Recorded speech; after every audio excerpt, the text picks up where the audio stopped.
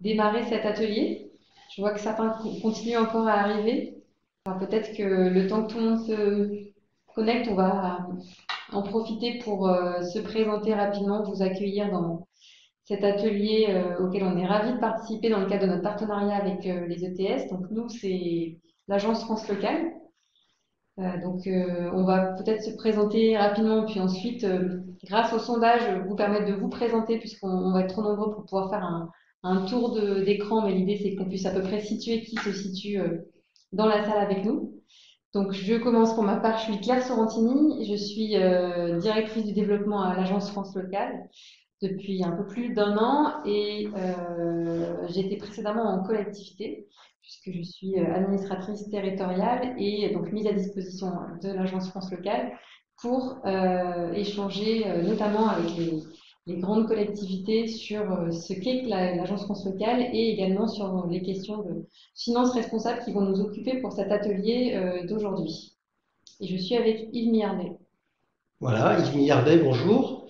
Moi, je suis à l'agence France Locale depuis la création, en tant que président du directoire de la filiale de la banque et directeur général délégué de la maison mère, la société territoriale. Bienvenue et ravi d'être avec vous aujourd'hui pour partager sur la finance durable. Donc, on a une demi-heure pour échanger sur ce thème de la finance durable ou finance responsable qu'on a choisi comme étant un sujet dont on pensait qu'il intéresserait nombre d'entre vous dans les collectivités. Je crois que le nombre de participants le montre.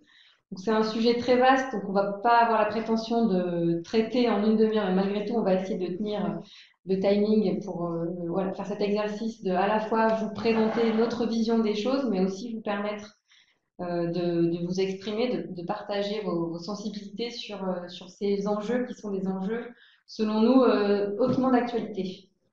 Alors, pendant que je vais dérouler, je vais laisser continuer le sondage qui vous permet de vous présenter, puis ensuite vous verrez qu'on a d'autres questions à vous poser au fur et à mesure de notre présentation.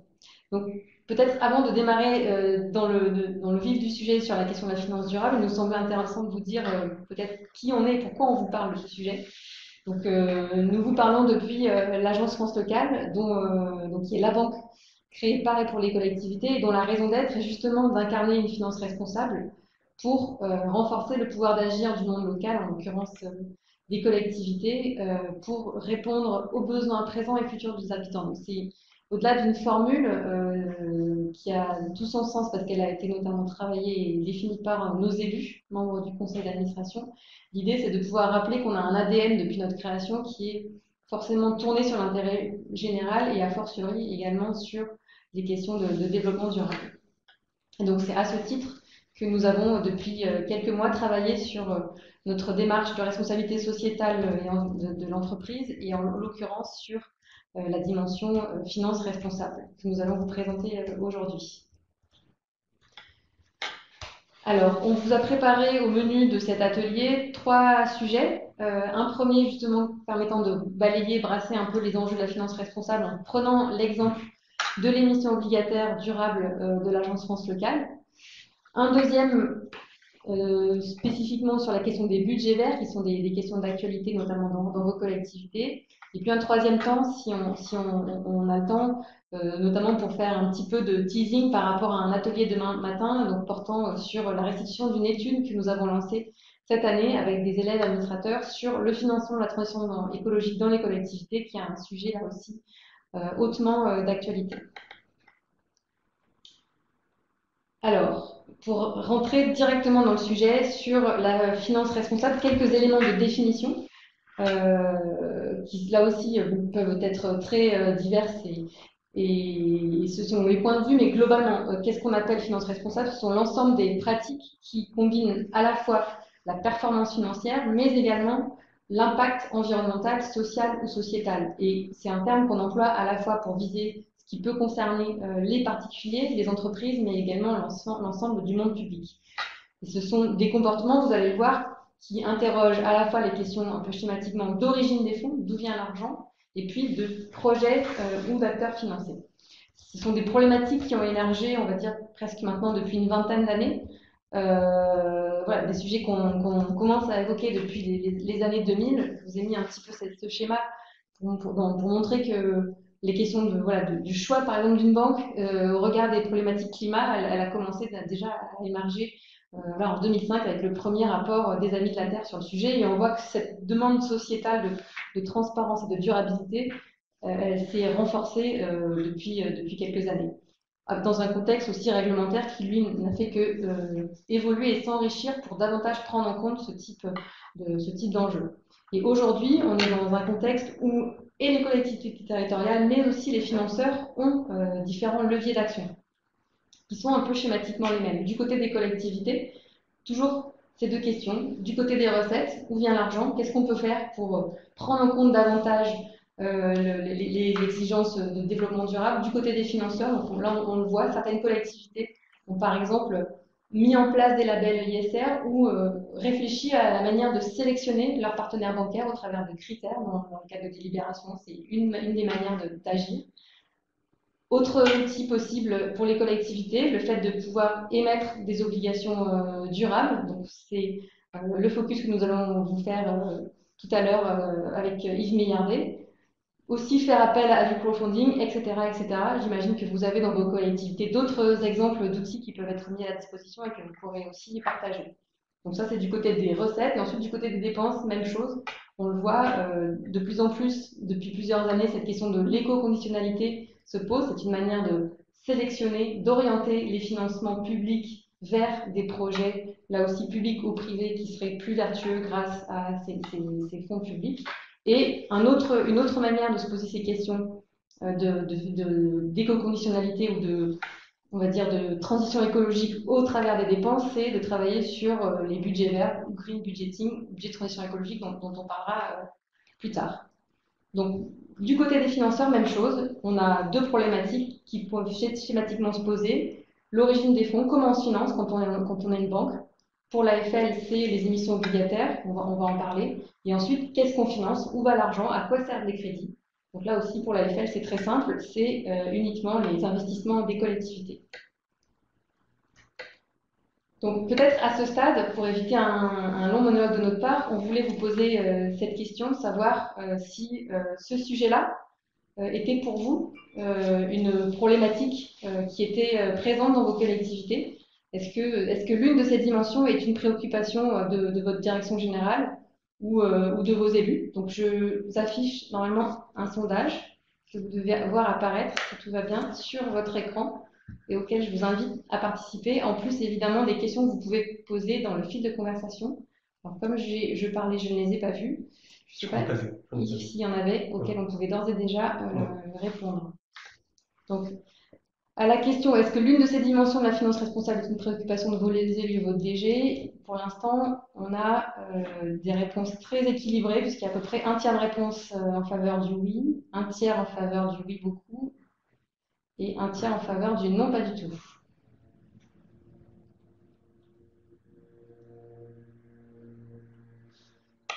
Mais les deux oui cumulés faisant plutôt effectivement une moyenne forte. Et plutôt allant dans le sens de la tendance que nous venons d'évoquer. Merci pour les réponses. Je vous propose de poursuivre, ce qui n'empêche pas que vous puissiez en même temps continuer à répondre.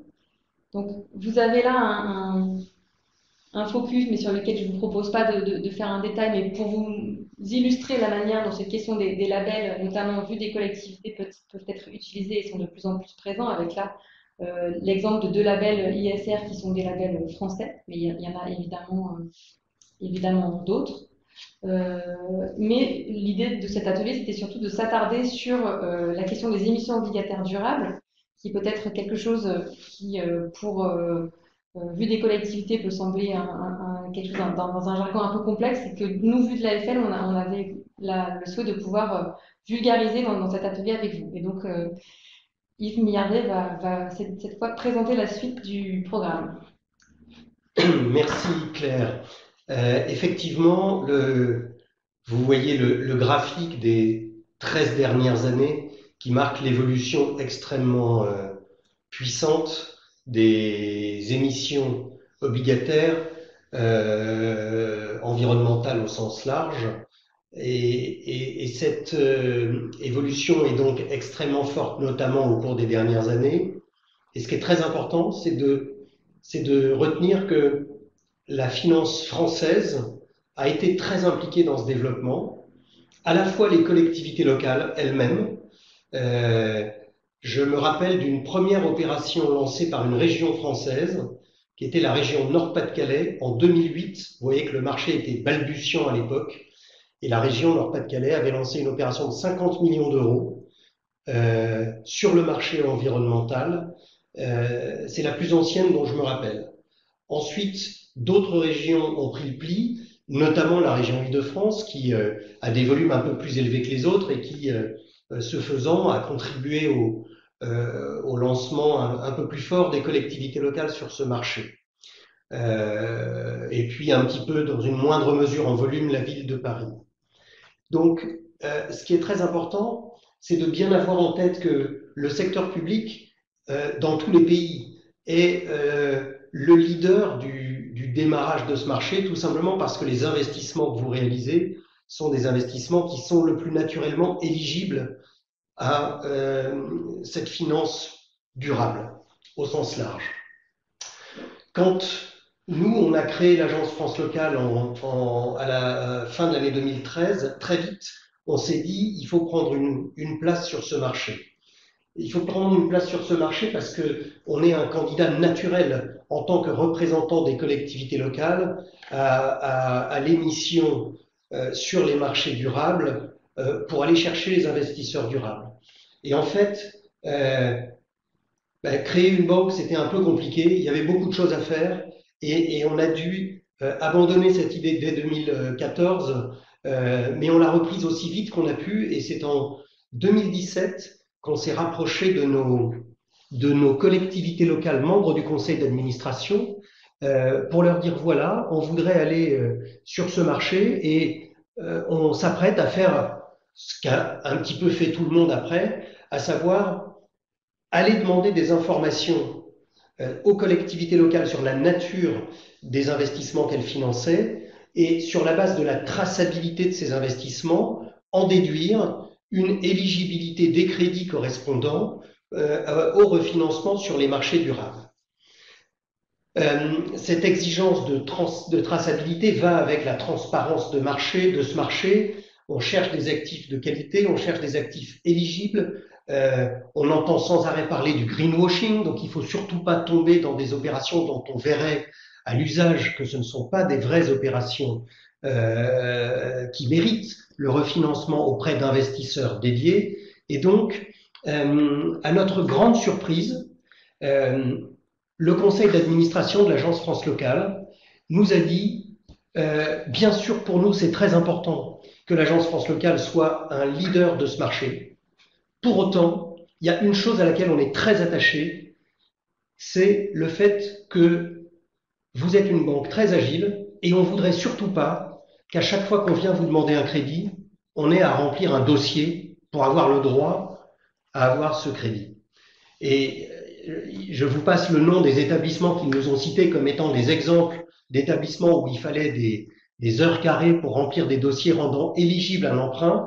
Nous, il a fallu qu'on trouve un dispositif qui nous permettait, sans aller demander leur avis aux collectivités locales, juste par notre connaissance du marché, de rendre éligible une partie des crédits que nous octroyons à ces collectivités locales. Donc, interdiction de les solliciter, capacité à intégrer tous nos membres, c'est un élément très important. La finance verte, si c'est juste pour les régions, c'est bien, c'est mieux que de ne pas le faire, mais c'est 14% de la dette des collectivités françaises. Ça veut dire qu'il y en a 86 dont on ne s'occupe pas, et si tant est que l'intégralité de la dette régionale soit éligible, ce qui n'est pas le cas. Donc en fait, on a bien démarré, mais on avait un problème d'implémentation à une échelle très large du monde local de cet accès à la finance verte. Aujourd'hui, seules les très grandes collectivités, alors il y en a un tout petit peu plus que les régions, peuvent aller sur ce marché, et encore elles le font pour des volumes relativement restreints. Quand on sait que les finances des collectivités locales, l'endettement annuel, ça peut être environ 18 milliards d'euros, si c'est pour faire 1 milliard d'euros, c'est bien, mais on est loin de la balle. Et donc nous, notre ambition, ça a été d'emblée de trouver un modèle simple, d'aller chercher l'information publique dans l'open data, de définir un dispositif permettant de classifier les investissements des collectivités locales et à la fin de dire ça c'est éligible, c'est sûr. Ça n'est pas éligible, c'est sûr. Ça c'est éligible peut-être en partie. Et d'identifier par le screening, l'information approfondie des dépenses d'investissement des collectivités locales, identifier celles qui sont éligibles à des refinancements sur les marchés financiers environnementaux. Et on voit vraiment le rôle de l'Agence France Locale comme le rôle du lien entre les collectivités locales de toute taille. Je fais abstraction de la région Île-de-France, mais c'est presque à peu près la seule, peut-être quelques autres régions, et encore c'est souvent pour des placements privés de petite taille. En tout cas, nous, on se considère comme l'établissement qui doit faire le lien entre les marchés financiers qui sont des marchés de gros, hein, et les collectivités locales, qui est un marché de détail. D'ailleurs, dans la plupart du temps, on emprunte sur des formats amortissables, alors que sur les marchés de gros, on emprunte en format in fine. Donc nous devons être le lien entre les deux. Comment faire? Notre dispositif que vous voyez là à l'écran nous a permis de faire cette analyse approfondie des dépenses d'investissement des régions, des départements, des EPCI et des communes. Et nous avons affecté à chaque intitulé budgétaire de dépenses d'investissement 100% éligible, 100% inéligible ou peut-être. Et sur la base des peut-être, nous sommes ensuite entrés dans le détail et nous avons créé un dispositif qui permet avec certitude de dire si cette ligne est éligible, ça ne peut être que peut-être à 60%. Parce qu'il y a plusieurs façons de faire et on considère qu'il n'y a que 60% des cas où on va faire les choses correctement. Donc, ce faisant, notre dispositif qui portait sur les années 2017, 18, 19, et que bien entendu maintenant on va étendre à l'année 2020, nous a permis de classifier nos investissements, nos crédits en 3 grandes familles. La famille des opérations sociales, l'accès aux services sociaux essentiels et de base qui répondent à une série d'objectifs de développement durable de l'ONU et qui représentent à peu près 60% de nos expositions sur les 3 années que j'ai citées. Des opérations transition énergétique et écologique pour à peu près 10% des expositions que j'ai citées. Et enfin, des infrastructures durables pour à peu près 30% des activités que j'ai citées. Ça nous a permis, en juillet dernier, de lancer une première opération d'emprunt durable, refinancée auprès de plein d'investisseurs, dont beaucoup d'investisseurs dédiés à la finance durable. Et les règles du jeu, c'est que dans un an, en juillet prochain, nous communiquerons sur le détail des emprunts que nous avons affectés à cette opération et qui représenteront l'ensemble de ces domaines d'intervention. Cette opération a vocation à se renouveler.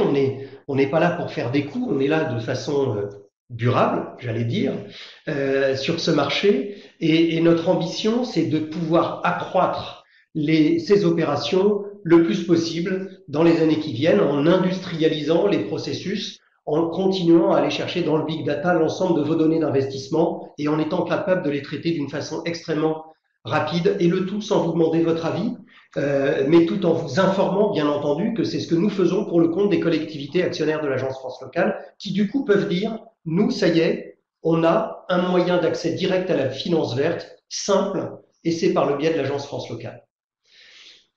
On va pas tarder à passer aux questions parce qu'on n'a que 30 minutes, et je terminerai sur les avantages de ce marché et ses marges d'amélioration. Les avantages, vous l'avez vu, ce marché, il est en expansion extrêmement forte. On ne peut plus faire sans. On pourrait même arriver un jour à ne plus pouvoir placer un emprunt obligataire de l'Agence France Locale si les investisseurs ne lisaient pas de façon extrêmement claire notre volonté d'aller sur les marchés durables. Donc, c'est pas très grave de ne pas faire l'intégralité de notre financement sur les marchés durables, mais c'est essentiel d'avoir une stratégie, une politique, un développement. Donc, c'est extrêmement important. Le deuxième élément très important, c'est que en étant actionnaire de l'agence France Locale, vous avez un œil direct sur l'origine des fonds, ce que vous n'avez pas avec le monde bancaire. Le monde bancaire, il vous dit ce qu'il veut, mais vous n'avez aucun moyen de vérifier. D'ailleurs, on voit régulièrement, et on l'a encore vu il n'y a pas longtemps, des grands établissements publics de l'État se faire épingler pour financer les énergies fossiles. Avec nous, c'est pas possible. On a un seul métier, c'est celui de financer les collectivités locales.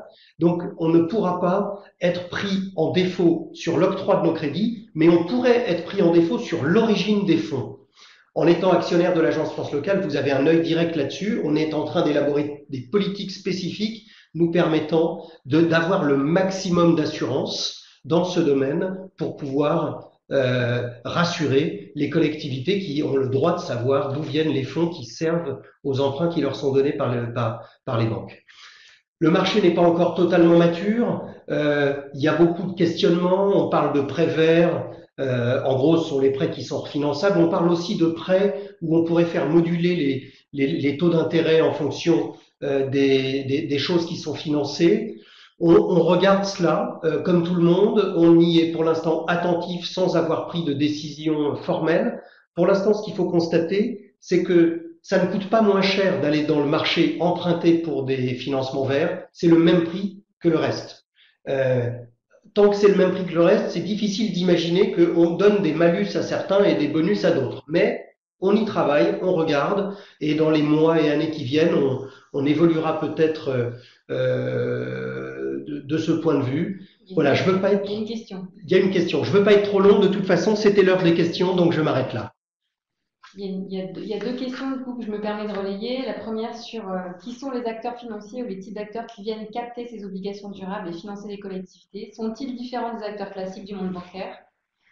Et deuxième question, est la démarche financière systémique pour une vision globale et dynamique et participative? Alors, les acteurs du monde financier, je vous ai dit au début de mon intervention que la finance française avait été à l'honneur sur ces sujets-là parce que ça fait des années qu'elle est impliquée. Alors, je sais qu'elle n'a pas bonne presse, mais je me permets d'apporter un élément de défense. Beaucoup d'investisseurs français et d'investisseurs publics notamment, je pense à l'ERAFP. L'ERAFP que vous connaissez tous est une institution qu'on a rencontrée en 2013-2014 déjà et qui avait énormément avancé sur les critères qu'ils souhaitaient mettre en place pour investir sur certains titres et pas sur d'autres.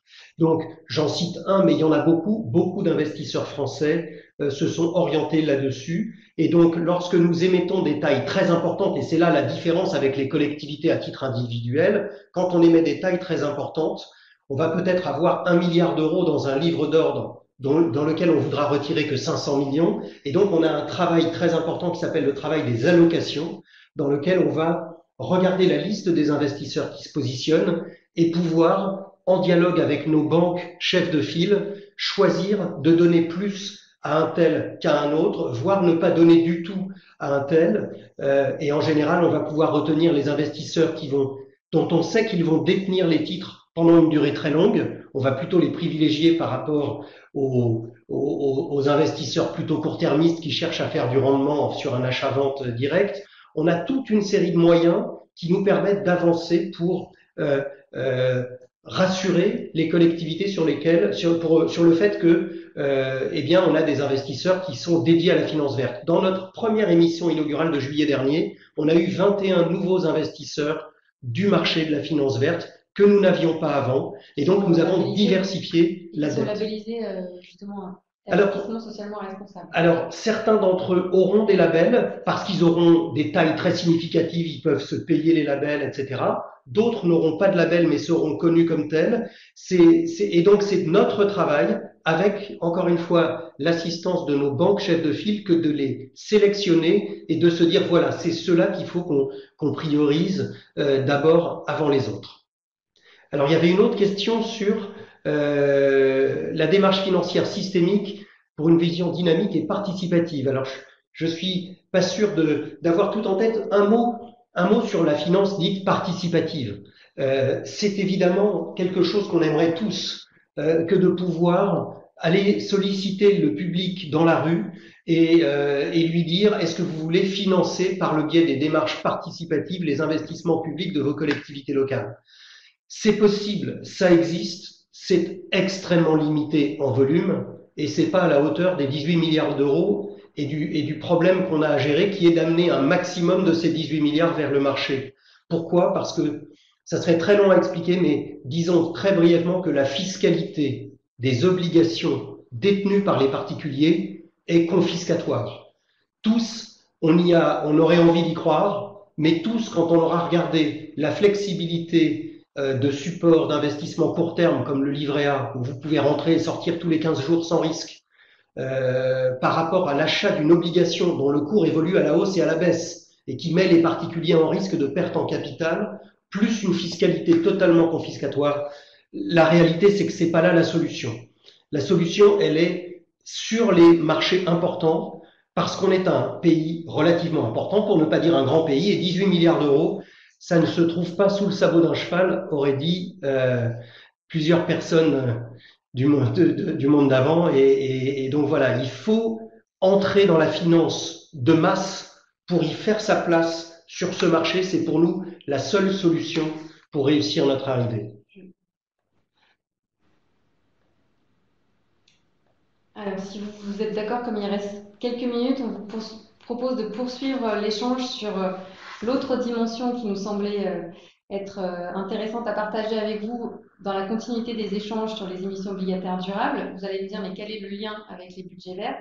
Eh bien, le lien, c'est que avec la méthodologie utilisée par l'Agence France Locale que vient de vous présenter Yves Millardet, on a finalement la même méthodologie que celle que vous pouvez mettre en place, vous, dans vos collectivités, quand vous analysez vos budgets pour identifier les dépenses considérées comme euh, développement durable, à la fois sous la dimension environnementale et ou la dimension sociale, puisque, comme l'a expliqué Yves Millardet, nous avons fait cet exercice sur les nomenclatures fonctionnelles des 4 niveaux de collectivité, et nous avons finalement réussi à identifier les dépenses développement durable selon les 3 axes, à la fois social, environnemental et infrastructure durable. Et cela nous a amené à partager avec les collectivités membres de l'AFL avec lesquelles on travaille cette question des budgets verts, green budgeting en anglais, qui sont une problématique dont on voit qu'elle émerge depuis plusieurs années.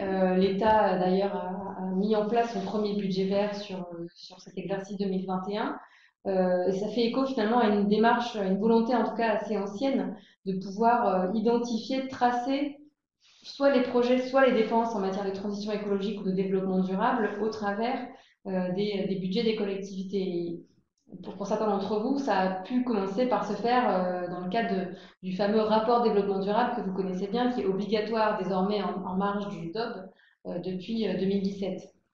Et on le voit, certains d'entre vous ont mis en place ce type de démarche dans une double logique qui peut être complémentaire et pas exclusive, soit une démarche d'évaluation a posteriori, plutôt avec un travail fait sur les comptes administratifs, donc en année N+1, soit dans une logique d'aide à la décision, donc plutôt une démarche a priori faite sur un budget primitif en N-1 pour être dans une logique de choix, en tout cas d'arbitrage de choix pour les élus sur les dépenses qui seraient avec le moins d'impact négatif ou le plus d'impact positif. Et d'ailleurs, certains d'entre vous, certaines collectivités ont fait des choix là aussi d'angles thématiques qui peuvent être différents, mais là aussi également complémentaires. Pour certains, c'est plutôt une méthodologie énergie-climat qui a été retenue. Et vous savez qu'il y a un groupe de métropoles qui a travaillé sur le sujet et de villes avec France Urbaine et I4CE ou bien I4C sur ce sujet, qui a rendu ses travaux d'ailleurs très récemment et qui va très loin dans cette démarche d'analyse des dépenses à l'aune à la fois des problématiques d'adaptation au changement climatique, d'atténuation et de qualité de l'air. D'autres ont retenu plutôt une grille d'analyse comme celle de l'Agence France Locale qui est basée sur les objectifs de développement durable de l'ONU, et j'imagine qu'il y a peut-être parmi vous encore d'autres grilles qui ont été imaginées, et ça pourrait être intéressant de les partager également. Et malgré tout, sur ces sujets-là, on voit bien qu'il n'y a pas aujourd'hui de référentiel commun, de normes partagées, et que chacun essaye un petit peu de son côté d'imaginer une manière d'établir cette grille d'analyse et ce référentiel. Et cela pose plein de questions, notamment des questions de périmètre, pour savoir est-ce qu'il faut intégrer les dépenses de fonctionnement et ou d'investissement, de seuil de dépenses minimum, notamment quand on est sur des tailles de grandes collectivités avec énormément de lignes budgétaires à pouvoir analyser, des questions de prise en compte de budget annexe ou pas, de prise en compte de satellites et de syndicats dans une logique peut-être d'intervention globale et territoriale.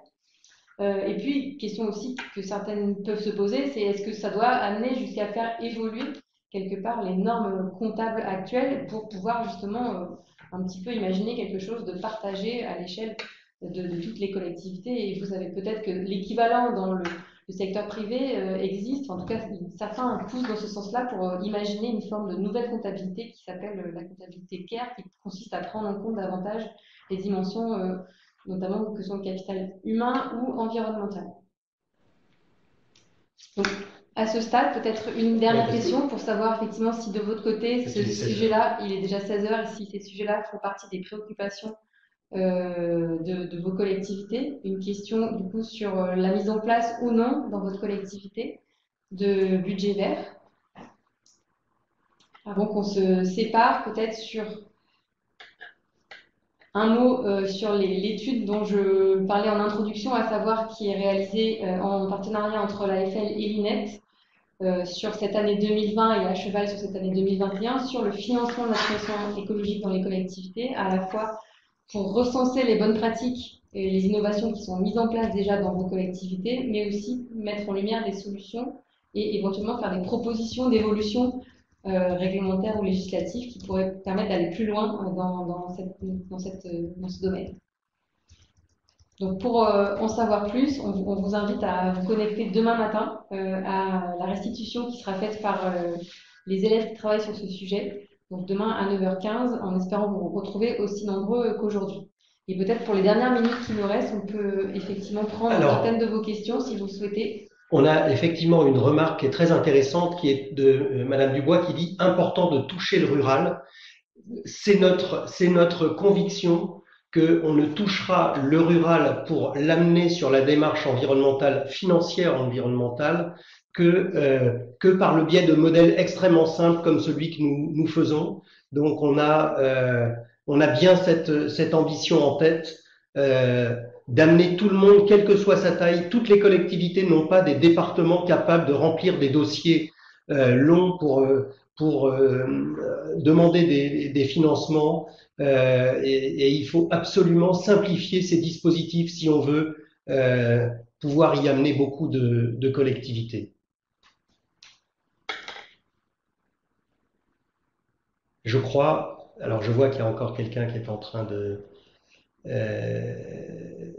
d'écrire. Voilà, on vous a mis le support. Oui, vous pouvez télécharger le support. Et voilà, ben vous avez Monsieur Catino, merci pour votre commentaire. Vous avez le support qui est téléchargeable sur le site directement. On l'a sous nos yeux, donc vous devez l'avoir aussi, j'espère. Sinon, n'hésitez pas à nous rappeler.